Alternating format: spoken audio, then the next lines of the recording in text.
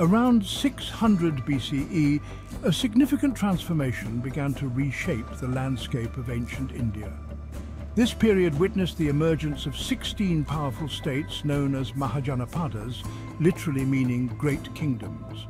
These Mahajanapadas, scattered across the Gangetic plains and beyond, marked a departure from earlier forms of political organization. They were characterized by larger territories, centralized administrations, and growing urban centers. This rise of cities and kingdoms reflected advancements in agriculture, increasing populations, and the development of new social and economic structures. Among these Mahajanapadas, some rose to greater prominence than others. These included Magadha, Koshala, Vatsa, and Avanti. Each of these kingdoms competed for resources and influence, engaging in both diplomacy and warfare. The competition among these states fueled innovation in governance, military strategies, and economic practices. The Mahajanapadas laid the groundwork for the emergence of empires in India. These kingdoms developed distinct forms of governance. Some were monarchies, with hereditary rulers wielding considerable power. Others, like the Vajjian Confederacy, experimented with republican forms of government, where power was shared among elected representatives. The diversity in political structures within the Mahajanapadas showcases the dynamism and experimentation that characterized this era. It was a period of intellectual ferment as well, with the rise of new philosophies and religious movements like Buddhism and Jainism, which challenged existing social norms and offered alternative ways of life. Located in the fertile plains of the Ganges River, Magadha emerged as the most powerful of the Mahajanapadas. Several factors contributed to Magadha's ascendancy. The region possessed abundant iron ore deposits, which provided Magadha with a significant military advantage.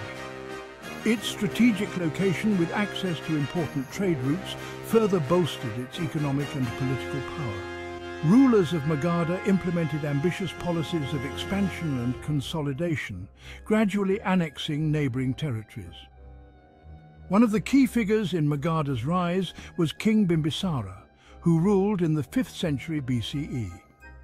A shrewd strategist and diplomat, Bimbisara expanded Magadha's territory through both conquest and marriage alliances. He strengthened Magadha's administration and laid the foundation for its future dominance. His successors, Ajatashatru and Mahapadmananda, continued his policies of expansion, eventually bringing most of northern India under Magadha's control. The Nandas, who ruled Magadha in the 4th century BCE, further consolidated the empire.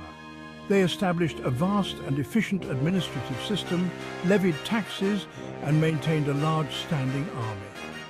The Nandas' reign marked a turning point in Indian history, signifying the transition from a collection of kingdoms to a vast, centralized empire. However, despite their power and wealth, the Nandas' rule was short-lived. They were overthrown by Chandragupta Maurya, a young and ambitious ruler who would go on to establish one of the most significant empires in Indian history. Chandragupta Maurya, often considered the first unifier of much of the Indian subcontinent, rose to power in 322 BCE. Aided by his astute advisor Chanakya, Chandragupta overthrew the Nanda dynasty and established the Mauryan Empire. He quickly expanded his rule westward, conquering territories that had been under the control of Alexander the Great's generals. By the time of his death in 298 BCE, Chandragupta's empire stretched from the Indus River in the west to the Bay of Bengal in the east. Recognizing the importance of efficient administration, Chandragupta implemented a centralized system of governance.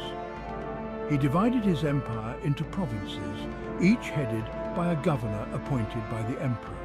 He also established a vast network of spies and informants to keep him informed about the happenings in his realm. This centralized system allowed Chandragupta to effectively manage his vast empire and maintain order. To ensure the smooth functioning of his administration, Chandragupta implemented a system of taxation and revenue collection. This system, detailed in the Arthashastra, an ancient Indian treatise on statecraft attributed to Chanakya, provided the Mauryan state with the financial resources necessary to maintain its army, infrastructure and administrative apparatus. Chandragupta's reign marked the beginning of a new era in Indian history, characterized by large empires, centralized governance and a flourishing of trade and culture. Ashoka, Chandragupta's grandson, ascended the Mauryan throne in 268 BCE and is widely regarded as one of India's greatest rulers. He inherited a vast and powerful empire, which he expanded further through military conquest. His most significant military campaign was the conquest of Kalinga in 262 BCE, a victory that brought the entire eastern coast of India under Mauryan control. However, the brutality and bloodshed of the Kalinga War deeply affected Ashoka.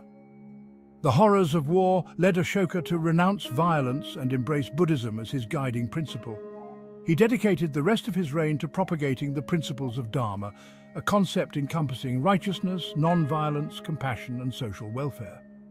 Ashoka's conversion to Buddhism and his unwavering dedication to Dharma had a profound impact on his reign and the Mauryan Empire. He abandoned the aggressive expansionist policies of his predecessors and instead focused on establishing a just and peaceful realm. To disseminate his message of Dharma, Ashoka erected numerous pillars and rock edicts throughout his empire.